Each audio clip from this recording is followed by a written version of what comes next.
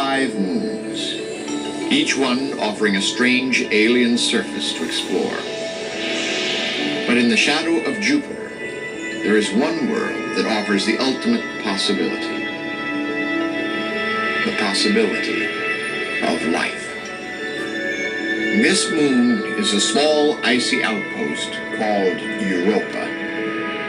Our sun, a 500 million miles away, offers little more heat than a distant match.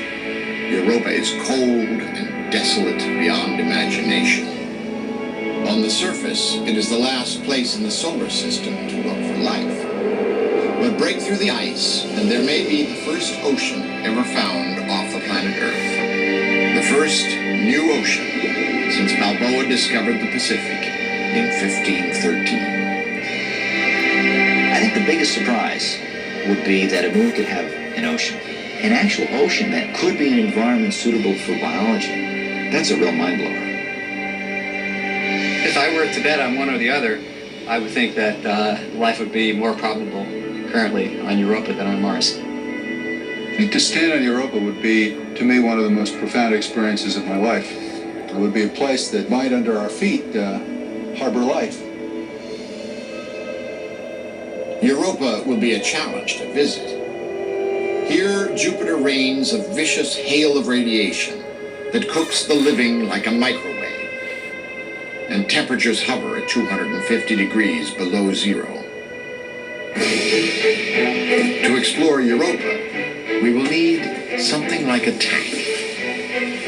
So this special vehicle for exploring Europa is going to be lead shielded to protect me from the radiation.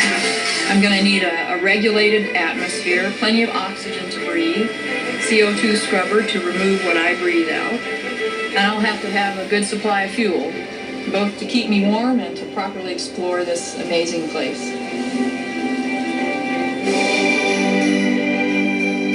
Europa's road is a bumpy one. There are 300-foot ice ridges that form a towering wall, and at the bottom, ice boulders block the way. You may not realize it, but you are driving on top of an ocean. Driving on a frozen ocean through a maze of tortured, jumbled ice as hard as concrete. Better drive carefully, for deep, dangerous cracks may be opening below your vehicle. Some of the cracks on Europa extend for 1,000 miles across the surface. In fact, some of them would go as far as from Los Angeles to New York. And as they propagate, they go along at about 3 miles an hour, just about the same speed as a person walking. Europa is riddled with cracks deeper than the Empire State Building. Walking along, you might look in and see the ocean water rising from below. On Europa, Jupiter exerts tidal forces that distort its whole body, so the whole moon gets stretched. When that happens, the surface gets stressed, cold, and cracks initiate. So you might have a crack like this on Europa, and it'll open and close every day, day after day. Jupiter's tug is stretching and squeezing the inside of this moon, creating enough heat to melt underground ice. The melted ice forms a subterranean ocean, and warm water rises to the surface. On Europa, you can visit not just the first ocean, but these, the first icebergs ever found off of planet Earth.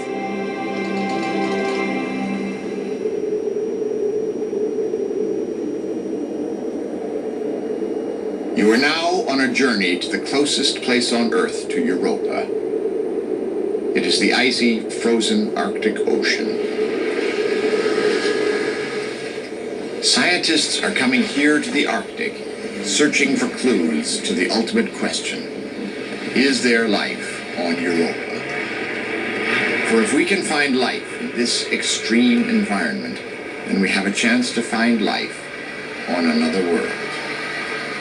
It represents, this frozen Arctic Ocean, just a spectacularly extreme environment that allows us to explore and test the limits of life on this planet. which therefore allows us to think about the limits of life elsewhere, or if it's even possible to have life elsewhere. In the frigid Arctic, Jody Deming and Hayo Aiken search for the very limits of life. They drill into the ice, its temperature 20 degrees below zero, a temperature at which no living organism has ever been found. Well, the most sophisticated way to look for life in these samples would be to take a section here unmelted and put it under a microscope in a cold room that's at this temperature, stain it with a DNA-specific stain so that the bacteria light up for you, and then voila, there they are. You are looking at living, breathing bacteria, found where no organisms should exist, in a place as close as we can get to Europa. If I'm honest with you, I'm never surprised by what microorganisms are doing on this planet. They really have to be expected to do more than we ever think they're going to do. We have certain preconceived notions about what's too hot, what's too cold, what's too acidic, what's too. But every time we look and push a limit further and further, we find microorganisms happily perking along under those conditions. With life thriving in the harsh, frozen Arctic, it's possible, perhaps even likely, that Europa's saltwater ocean, protected from deadly radiation by a layer of ice, will be home to the most profound discovery of all time.